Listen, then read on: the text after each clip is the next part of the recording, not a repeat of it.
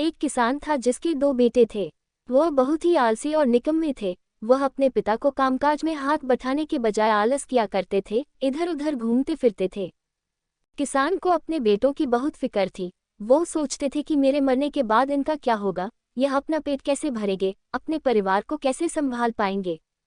एक दिन किसान की हालत बहुत ही गंभीर थी। कहने का मतलब, किसान मरने की हालत में था। किसान ने अपने दोनों बेटों को बुलाकर उनसे कहा कि हमारे खेत में एक खजाना गड़ा हुआ है, लेकिन वह किस जगह है उसकी जानकारी मुझे भी नहीं है, लेकिन खोदने बाद तुम्हें वो खजाना मिल जाएगा। इतना कहकर किसान भगवान को प्यारे हो गए। खजाने की खबर सुनकर दोनों बेटों के मन में लालच आ गया और वो दोनों खेत पर चले गए और खेत को खोदने लगे। खजाने के लालच में कुछ ही दिनों में पूरे खेत को खोदने के बाद वह घर जाकर बैठ गए और वह अपने पिता को कोसने लगे। इसी तरह कुछ महीने बीत गए और वर्षा ऋतु का आगमन हुआ। किसान के बेटों के पास पेट भरने के लिए सिर्फ एक ही जरिया था, वो है खेती। तब बाकी किसानों की तरह किसान के बेटों ने खेत में बीज बोने शुरू कर दिए।